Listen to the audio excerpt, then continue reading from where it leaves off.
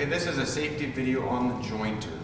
The different parts of the jointer include the in-feed table, the out-feed table, the fence, the blade guard, the on-off switch, and up here you'll see that there's a lever right here that adjusts the tilt of the fence. The purpose of the jointer is to get a straight edge on a board at a 90-degree angle. You can also do beveled angles, but for this purpose I want to take this cut that we have, which you can see if you zoom in here, that is not at 90 degrees. And we're going to use the jointer to make that angle 90 degrees perpendicular to this edge of the board. Before making my cut, I want to make sure that the fence is set correctly. So I take my square and I set it on the table up to the fence and make sure that that's set at 90 degrees. If I know that that is correctly in place, then I know that I'm going to get the correct angle that I want when I make my cut. Some safety considerations when using the jointer. Just like any other machine, make sure that you have safety glasses and hearing protection. Make sure that you don't have any loose or baggy clothing or long hair or jewelry that can hang down and get caught into the cutters. Make sure that the blade guard functions properly and that it's spring loaded to go back into place so that those cutters are covered at all times as you make your pass through the machine. You want to make sure that your fingers are at least 4 inches away, which is approximately the height of the fence at all times from those cutters.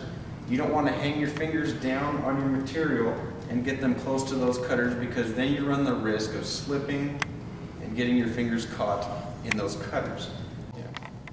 With the jointer, you want to make sure that you have a long enough board to go through. You want to typically have about a board that's at least 12 inches long to go through this machine, and you always want to make sure that you're going with the grain on the edge of the board.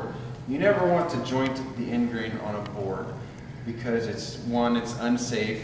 The board is not as wide, you don't have as good of a grip on it, and you're going to mess up the board as you push it through. This is not a safe practice, so never do that. As I'm making my passes through on this machine, I want to make sure that my feet are approximately shoulder width apart to have a firm footing. As I'm pushing my material through, I want to keep shuffling my feet along so that I'm not overextended with my feet securely in one place. To do this, I'm going to do a demonstration of how to safely run a piece through here and make sure that my safety glasses are on, my hearing protection is in place.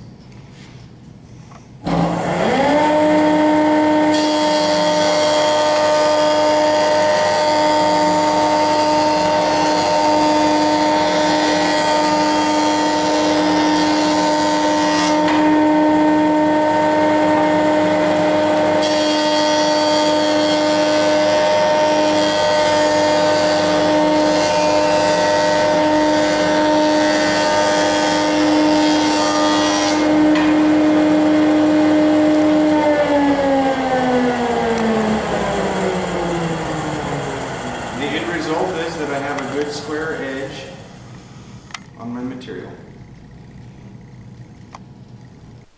There are 8 key things to remember from this video. First, wear eye protection. Second, wear ear protection. Third, do not wear loose clothing and pull back long hair. Fourth, have good footing and move along with your material. Fifth, keep your hands at least 4 inches away from the cutters. Sixth, the board must be at least 12 inches long. Seventh, always joint a board with the grain. And finally, use firm pressure down and into the fence.